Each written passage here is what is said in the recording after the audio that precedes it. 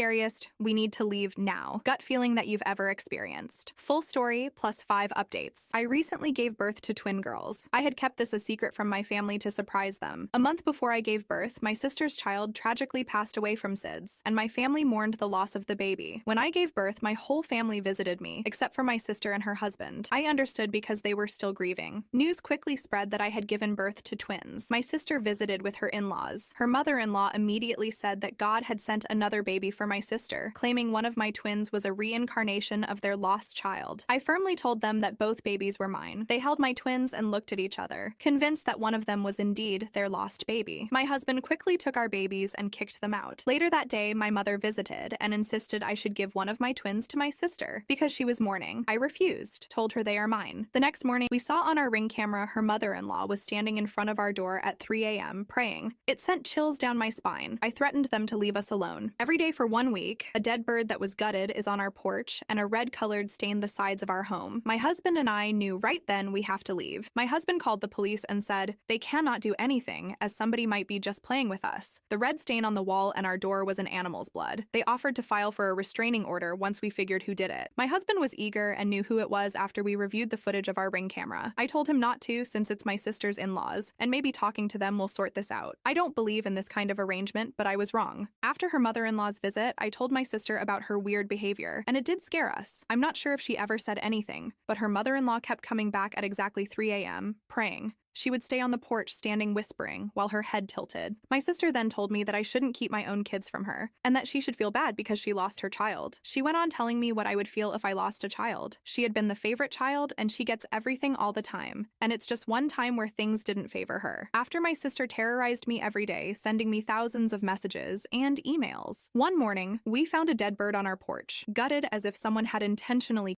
it. It went on for a week. I called my sister and told her that if her mother-in-law visited again, we would call the police. My sister never replied. A few days later, everyone, including me, my twins, and my husband, started to get really sick. I felt like somebody had done something to us, and I suspected it was her mother-in-law. My mother came to stay and help since we had been so sick. Not only that, my husband got into a car accident where someone rear-ended him on the freeway, destroying our car. Thankfully, my husband wasn't seriously injured. The second one we were lucky enough because we had our kids in the back. With my husband's quick reflexes, he was able to avoid the car on his right, which collided with a car in front of us, hitting another car which resulted in 2 casualties. One day I let my mother visit me to help with the chores. Same evening, my husband came home from work and woke me up, showing me footage from the Ring camera. While I was resting, my mother had let my sister and her husband into our home. My sister then took one of the twins, cradled her, and even breastfed her. They took family photos with my baby. I was alarmed and furious. I didn't hesitate to file a restraining order against my sister, her husband, and my mother. Not only that, but I also discovered my mother had put a sleeping pill in my soup after my husband right before taking the trash out. Saw the box which explains how I was knocked out for 8 hours. I started to get really scared because they were doing everything they could to get my child.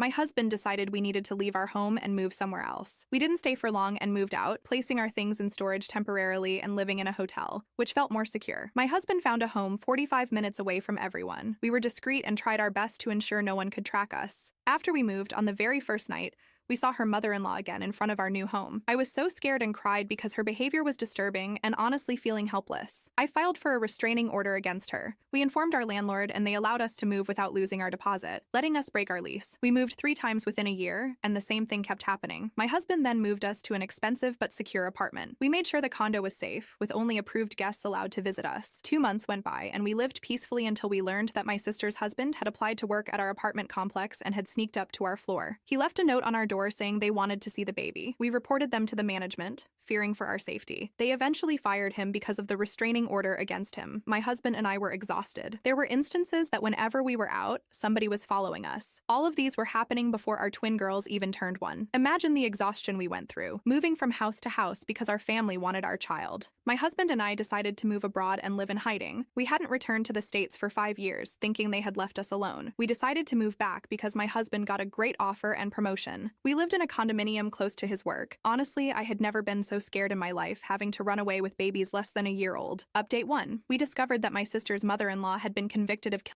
her husband 10 years ago. They also saw a shocking discovery that she had a room filled with candles and pictures of people she was praying for, or I'd say putting spells or black magic. One of the photos on our wall was me and my husband. That explains our sudden sickness. and the car accidents. My husband and I have no plans to see or talk to my family ever again. I decided to leave my family behind for the sake of our daughters. Despite the fear and trauma, we've managed to rebuild our lives. Never in my life could I imagine this would happen or this to happen to anyone. The amount of sick people will do to get what they want is astounding, and for my case, it was my own family. I can't even trust my own.